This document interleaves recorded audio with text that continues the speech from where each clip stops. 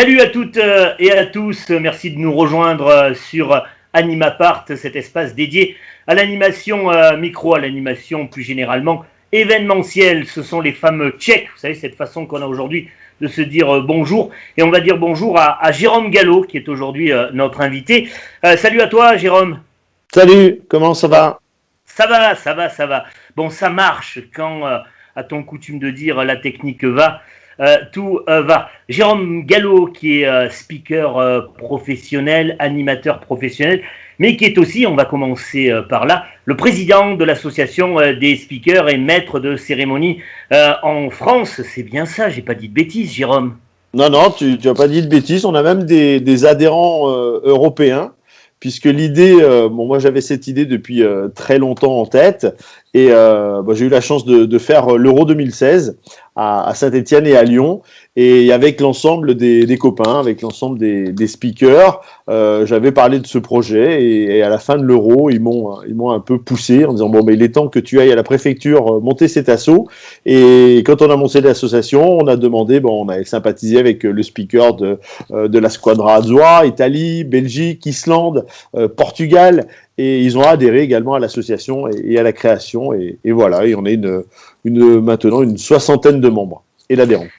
Alors, on est une profession, c'est pas péjoratif ce que je vais dire, mais c'est un fait, c'est effectif, un petit peu individualiste. On travaille seul, on vend son savoir-faire, on vend son talent. C'était nécessaire cette syndication, et si oui, pourquoi il fallait faire ainsi? Pourquoi il fallait s'organiser, se structurer en association? Au départ, l'association, elle s'est créée pour qu'on puisse tous et toutes échanger. Comme tu viens de le dire, on est chacun de notre côté. On échange avec certains, avec des copains, puisque on se fait des copains dans la profession, mais voilà, sans plus. Et il était temps d'échanger, d'échanger également sur les prix, puisque c'est important d'échanger sur les prix, parce que on n'a pas forcément les bases, on n'a pas forcément, on ne sait pas combien à Paris ou à Lyon ou à Bordeaux. Tiens, telle prestation, elle est vendue, moi je la vends à ce prix-là, mais je peux peut-être la vendre plus cher. Donc on a beaucoup avancé là-dessus pour essayer d'uniformiser les tarifs. Ensuite, on est là aussi pour se donner du travail. Mutuellement, se dire tiens, j'ai un contrat, est-ce que tu es dispo, est-ce que tu veux y aller? Et puis on a créé une charte. Donc dans cette charte, il y a le fait de ne pas travailler à des prix bas, il y a le fait de ne pas aller concurrencer un adhérent qui est déjà sur le marché ou qui est dans la ville. Ça c'est très important. Quand on sait qu'il y a un adhérent dans la ville, on va pas aller prospecter et casser les prix. Et ça c'est très important. Ça fait partie de l'éthique et de la charte de notre association. On notera, Jérôme Gallo, parce que tu es un bon communicant, et eux, les animateurs sont aussi de bons communicants, que tu as pris soin d'apposer en bas à droite de l'écran le logo de l'association des speakers. Ouais. C'est la petite tablette qui va bien, et autant la mettre en avant pour montrer notre association. Ouais. Création en 2015, le bilan 2017. Pardon. 2017. Le bilan que tu tires là de ces 3 années? Le bilan, déjà, on prend pas des adhérents pour prendre des adhérents. Ça, on a un dossier à remplir. Il faut être parrainé. Il faut que les futurs adhérents soient des professionnels. Ça veut dire qu'il faut qu'ils soient rémunérés de leur profession, que ce soit des clubs ou des prestations qu'ils ont fait. Donc, il faut des attestations pour prouver qu'ils ne travaillent pas gratuitement et bénévolement. Ça, on lutte contre le bénévolat dans notre métier, bien évidemment.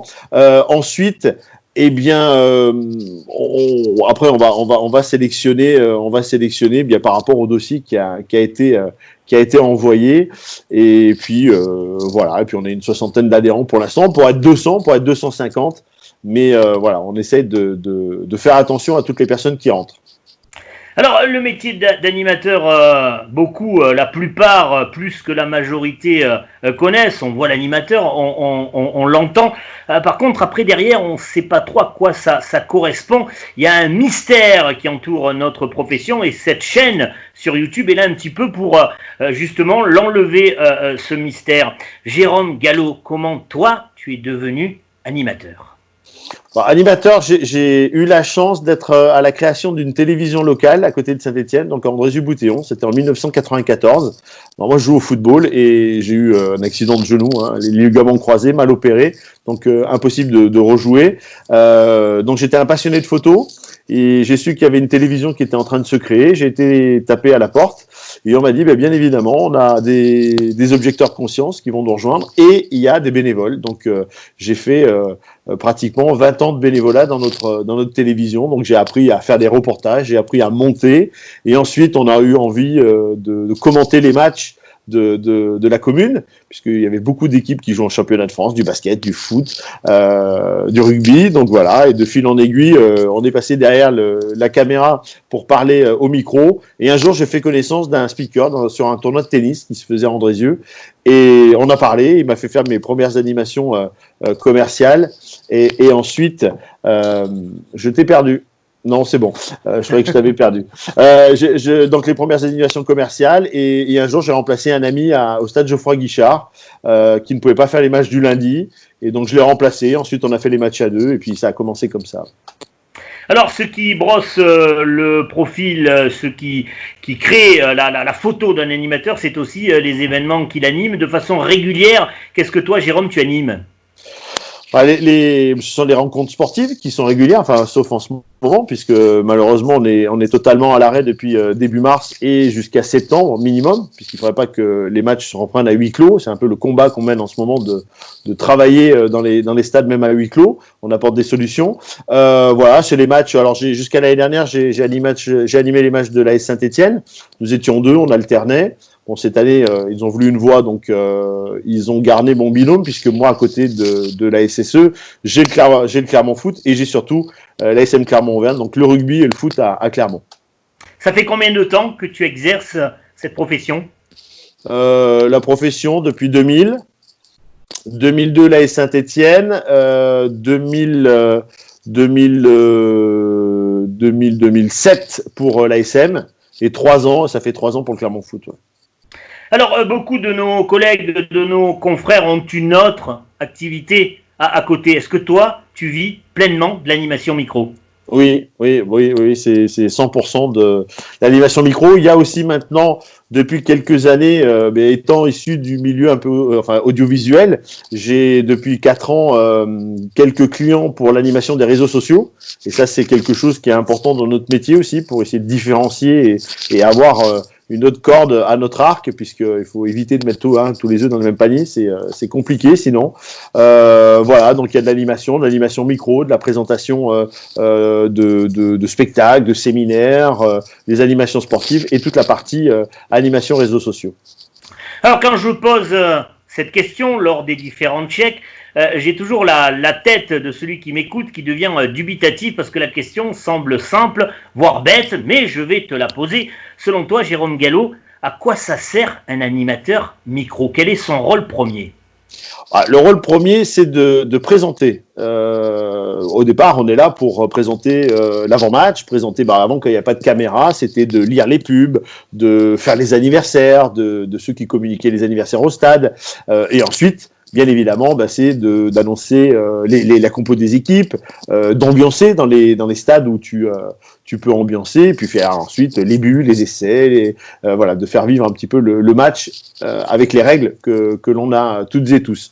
Voilà un petit peu le rôle du speaker maître de cérémonie au stade. Et puis ensuite, dans des autres événements, c'est de présenter, c'est de donner un petit peu le timing d'une soirée animée, d'une timing sur une journée professionnelle. Voilà, c'est pour ça qu'on nous appelle les maîtres de cérémonie, puisqu'on est là pour rythmer un petit peu tout ça. Jérôme Gallo, animateur micro expérimenté, justement, on va s'appuyer, se servir de cette expérience. Toi qui en as animé beaucoup des manifs, toi qui as beaucoup rencontré d'organisatrices et d'organisateurs, quelles sont selon toi les qualités d'un bon animateur ? La première, on en avait parlé quand on préparait l'émission, c'est l'humilité. Je pense que l'humilité, c'est la première des choses qu'il faut avoir dans ce métier, car on a vite fait de se prendre pour un joueur. Ou se prendre pour quelqu'un qu'on n'est pas, puisqu'on est au milieu des joueurs, les supporters vous aiment bien, les supporters viennent vous voir, donc c'est très sympa. Sauf que nous ne sommes que des maîtres de cérémonie speakers. Voilà. Donc nous ne sommes pas des joueurs, donc il faut pas avoir la grosse tête. Voilà, l'humilité, et puis après, j'ai envie de dire, quand tu travailles, c'est savoir s'écouter, parce que tu as vite fait de fatiguer les gens si tu parles trop. Donc, il faut savoir s'écouter. Si tu commences à te fatiguer en t'écoutant, c'est que les autres ont déjà décroché. Voilà, éviter de crier, éviter de hurler au micro. Enfin bon, voilà, toutes ces choses qui. Mais l'humilité, je pense que c'est le plus important dans notre métier. Ouais. Voilà, retenez ça, hein, ceux qui sont abonnés à cette chaîne pour avoir des conseils, des renseignements sur la profession d'animateur micro. Retenez ça, c'est très important, l'humilité. Alors, l'animation à proprement parler, c'est peut-être la partie visible de l'iceberg, mais dessous, à côté, il y a la préparation. Comment tu bosses tes préparations avant une animation ? Alors, quand c'est une animation sportive, alors tout dépend après le niveau le niveau de la compétition. Un match de championnat, tu vas le préparer un peu dans la semaine avec ton DIRCOM qui va te dire un petit peu, tiens, en avant-match, il y aura telle interview, il y aura telle présentation, il y aura toutes ces petites choses qu'il va falloir mettre en place. Ensuite, regarder un petit peu la compo des joueurs adverses, parce qu'il y a toujours un petit peu des noms. Nous en rugby, il y a les noms, les Iliens, les Fidjiens. Enfin voilà, donc il y a des noms qu'il faut bien répéter. Ensuite, on arrive 2 heures avant le match. Question de prendre un peu la température, parler un peu avec les journalistes, faire le point avec le DIRCOM. 2 heures avant match et 2 heures après pour faire les interviews en salon. Et par contre, sur les gros événements comme l'Euro, là, on nous demandait de venir entre 6 à 8 heures avant le match pour faire les répétitions. 1, 2, 3 répétitions. Ensuite, il y avait tout l'avant-match qui durait 3 heures, le match et après l'après-match où il fallait rester 1h30 à donner les informations pour le métro, pour les bus, voilà, tout ce qui était pratique. On a compris que tu animais des manifestations internationales. Est-ce qu'à ce niveau-là de l'animation, la maîtrise de l'anglais est nécessaire ? Oui, moi je le maîtrise pas assez. Donc à l'Euro, il y avait un binôme. J'ai eu la chance d'animer avec Sandy Heribert, qui est totalement bilingue. Donc ça m'arrangeait bien parce que c'est vrai que des moments quand tu te retrouves avec la personne qui est à la régie, qui te donne les ordres, qui parle à 200 à l'heure et il est anglais. Donc il y a un moment où tu décroches un peu. Et heureusement que tu as quelqu'un à côté qui va te faire la traduction ou alors qui va te conforter en te disant oui, ce que tu as compris, c'est bien ça. Voilà, c'était important. Mais il faut quand même avoir quelques bases. Oui. Mais il faudrait être encore meilleur pour les futurs événements qui arrivent, comme la Coupe du Monde de rugby et surtout les Jeux Olympiques, où là, les Jeux Olympiques, si tu n'es pas totalement bilingue, je pense que malheureusement, ceux qui ne seront pas bilingues ne seront pas sur les terrains. Là aussi, retenir maîtrise nécessaire quand on veut accéder à un certain niveau. Maîtrise nécessaire demandée de l'anglais. Un détail, mais ça l'est peut-être pas, Jérôme, tu vas me dire, tes tenues vestimentaires, comment tu choisis ça ? En tenue vestimentaire, moi j'ai une ligne de conduite depuis quelques années, c'est pantalon noir, jean noir, chemise noire, veste noire. Donc au moins, je crois qu'on a un peu ça en commun. Tu aimes bien aussi le noir. Donc voilà, ça c'est. Sinon après, c'est un petit peu par rapport à l'événement. Moi, je pose toujours la question aux organisateurs si c'est une animation professionnelle avec des entreprises. Qu'est-ce que vous voulez, un costume? Bon, la cravate, je la porte pas souvent, mais s'ils veulent une cravate, on peut porter la cravate. Maintenant, la tendance, elle est souvent à venir classe mais décontractée. Alors quand on dit classe, c'est la petite basket blanche, le jean, la veste de costume et la chemise. Cravate ou sans cravate, moi, la plupart du temps, c'est sans cravate. Bon, après, quand c'est vraiment institutionnel, on te demande le costume, bien évidemment. Sinon, oui, c'est plutôt cool. Et les sandaliers dans les stades, c'est grosses chaussures l'hiver. Tu vas pas te promener avec des petites chaussures de ville quand il fait froid. La parka pour te protéger. Enfin, voilà. Donc, tout dépend, la situation, le lieu et si c'était en intérieur ou en extérieur. Allez, on est au moment de l'animation, il y a beaucoup de monde. Évidemment, en tête, ne pas se planter, ou si on se plante, se retourner, faire une pirouette. À quoi tu t'attaches, toi ? Sur quoi tu te concentres lorsque tu as le micro ? Ouais, la concentration, elle est de pas se faire perturber par des gens qui pourraient être au bord du terrain où tu vas discuter, tu sais qu'il y a quelque chose d'important à faire, faut le répéter, et il faut déjà être bien synchro avec la régie.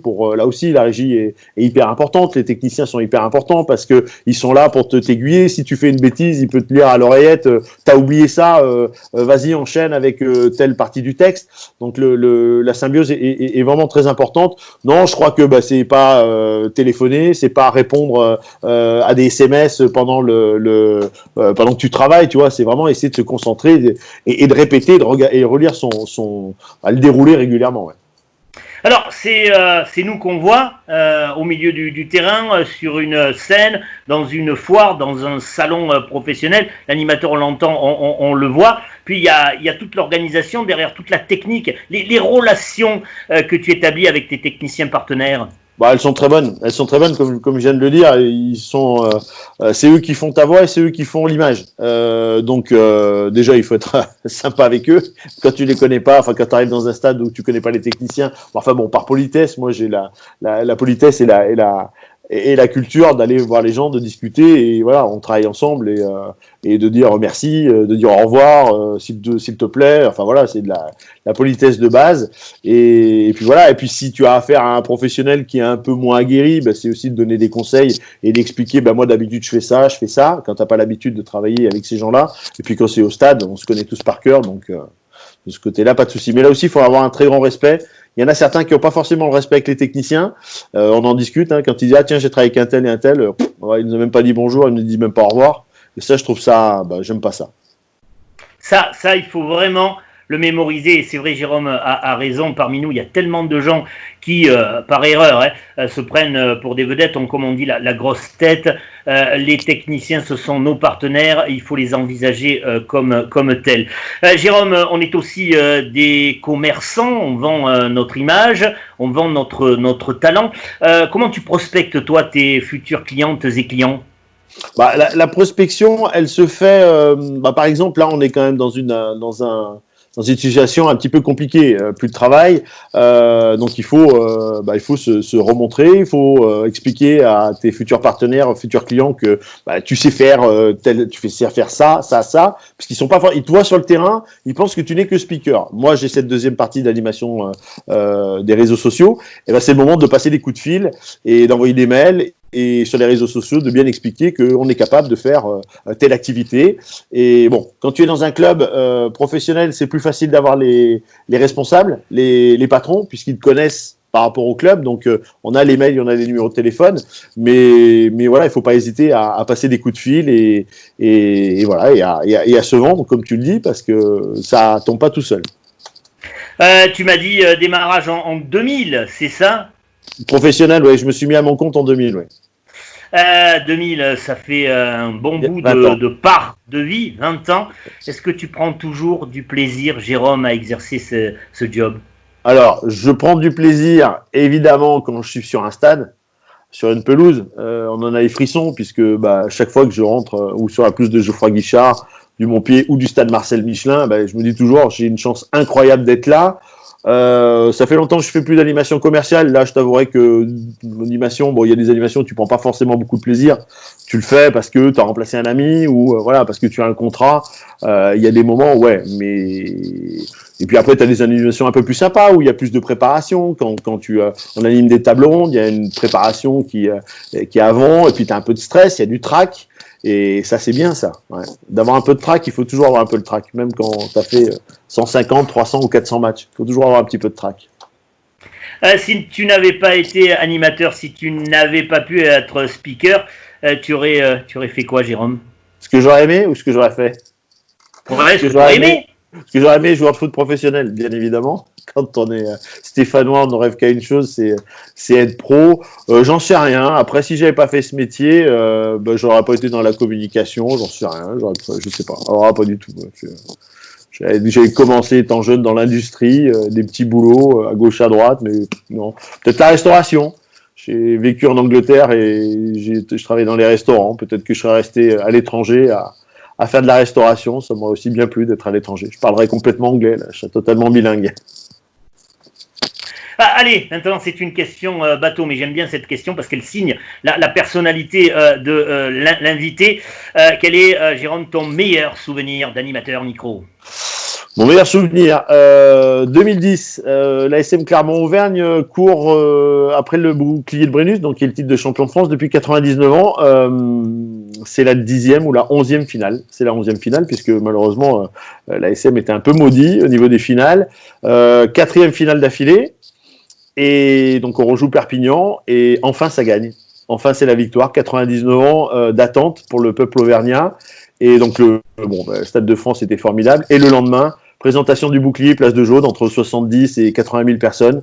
C'était incroyable, puisqu'on est revenu du train. On est parti place de Jaune pour animer. le public était là, les joueurs sont partis au stade pour arriver avec le bus impérial et le bouclier, donc ça a duré 3 heures d'attente, donc ça a été 3 heures d'animation folle avec le public, et ouais, voilà, ça c'est mon plus grand souvenir. Tu as, Jérôme, des animateurs modèles, des professionnels référents? Bon, en animation, dans le même métier, il y a notre président d'honneur de l'association, qui est Marc Maury, qui est la voix du sport, qui est là depuis un peu plus de 20 ans maintenant. Il est la voix de l'athlétisme, la voix du tennis et la voix de plein d'événements, de Canal+ également, quand il fait les jeux et les compétitions d'athlétisme. En télé, on est tous des enfants de Canal+, aurais-je envie de dire. Donc, les références, c'est Decaune, c'est Les Nuls, voilà, c'est un peu les références télé qu'on peut avoir. Ah, là, tu fais vraiment de me faire plaisir sur ce rapprochement avec la culture Canal. On manque de ça aujourd'hui, mais c'est un autre débat. Et surtout, d'avoir cité Antoine Decaune. Quel conseil tu donnerais à une jeune ou un jeune qui voudrait se lancer dans ce job? Le conseil, c'est, si vous voulez faire de l'animation sportive, c'est déjà de travailler avec un club, le club de chez vous, le club le plus proche, voilà. Essayez de toujours vous faire rémunérer. Bon, avec les petits clubs, il n'y a pas forcément de rémunération, donc faut quand même trouver si on donne de son temps gratuitement, il faudra quand même arriver à avoir des places gratuites, des places dans les loges, dans VIP, avoir des accès après match, ça c'est important. Mais voilà, c'est de commencer petit. Après, on peut vite grandir, et c'est surtout vous caler sur la grille tarifaire. Parce que plus on pratique des prix bas, et plus c'est difficile de monter. Donc, vous ne serez jamais payé à votre juste valeur. Voilà, ça c'est important. Un club, un club local, donner un coup de main, et puis si c'est fait pour vous, si vous êtes bon, vous montrez forcément. Attention maintenant à la réponse de Jérôme Gallo. C'est un animateur, il a le sens de la relation, mais quand il a quelque chose à dire, il le dit, et il le dit souvent bien. Pourquoi, Jérôme, il n'y a pas assez de filles, de femmes dans notre métier d'animateur? Il y en a quelques-unes, mais c'est pas la parité, comme on dit. C'est une bonne question, il n'y en a pas beaucoup. Nous, dans l'association, elles sont 4, 5. 5. Pourquoi il n'y a pas beaucoup de femmes? Alors déjà, est-ce que c'est au niveau de la voix? Ça, une voix d'homme, ça porte quand même plus fort dans un stade. Bon, il y a des filles qui ont des voix un peu plus graves, hein, bien évidemment, et qui envoient et qui ont du peps. Alors, il y a beaucoup de binômes maintenant. Il y a beaucoup de garçons et filles. Il y a très peu de filles. Notre vice-présidente, Stéphanie Poiret, qui est seule à Toulon. Mais il y a très peu de filles à La Rochelle aussi. Elle est toute seule. Mais il y a très peu de filles toutes seules dans un stade. C'est beaucoup des binômes. Et ça marche bien, les binômes. Garçons-filles, ça marche bien. Donc, je pense que les filles arrivent de plus en plus comme ça, en binôme avec les garçons dans les stades. Mais je pense que la voix, il fait quand même beaucoup. Les voix aiguës dans un stade, c'est peut-être moins agréable à entendre quand il faut pousser, fort. Je sais pas, c'est peut-être ça qui fait que. Et puis ça va changer, hein, de toute façon, comme partout, les filles sont les bienvenues et elles travaillent de mieux en mieux avec nous. Voilà, ça c'était bien de conclure ici. Et puis on salue toutes nos consoeurs, Sandy Ribert qui a été citée, Charlie Moss aussi, voilà, elles sont de plus en plus nombreuses, et je vais rajouter que c'est tant mieux, ça édulcore un peu la testostérone qui est souvent présente dans nos métiers. Allez, on va terminer cet entretien que j'ai eu plaisir à mener, Jérôme. Comment tu la vois dans l'avenir, notre profession, avec toutes ces nouvelles technologies, les réseaux? Aujourd'hui, tout le monde parle, tout le monde se filme, tout le monde veut son petit moment de star, de gloire. Comment tu la vois, cette profession, demain? Pour l'instant, elle est un peu à l'arrêt puisque toutes les réunions de public est interdite. Je pense qu'il va peut-être y avoir de moins en moins de grandes réunions à animer sur place. Il va peut-être y avoir de plus en plus de réunions animées via les Skype, Zoom, toutes ces messageries vidéo. Peut-être que c'est le futur de notre métier, où il faudra préparer et interviewer et rythmer les réunions via les réunions vidéo. Sinon, après, ça va reprendre son cours, les stades seront pleins, donc en animation sportive, ça changera pas grand-chose. Mais je crois que, tu le disais, tout le monde est devant ses réseaux sociaux en train de se filmer. C'est peut-être bien parce que notre métier, il va évoluer et on va peut-être nous demander de plus en plus de présenter devant une caméra. Donc, si on est à l'aise tout de suite, ça va permettre d'être tout de suite pris et de ne pas rater le travail parce qu'on ne sait pas faire de la caméra et on ne sait pas parler face à une caméra. Donc à la rigueur, pour les futures personnes qui vont faire ce métier, le fait de s'aguerrir devant les réseaux sociaux, ils vont être à l'aise. Nous, avant de parler devant une caméra, il a fallu faire quand même quelques heures parce qu'on n'en avait pas l'habitude. Et moi, je me rappelle que la première fois que j'ai parlé au stade devant une caméra et avec les écrans géants, je me suis dit, aïe, bon, il y avait même un peu d'expérience télé, mais quand même, il fallait s'y mettre. Bon, maintenant, beaucoup parlent devant une caméra et sont un peu plus à l'aise. Merci Jérôme d'avoir pris le temps de te confier à nous sur Animapart. On retient, j'aime bien synthétiser en 3 points. L'humilité, essayez toujours de vous faire payer, ça c'est important.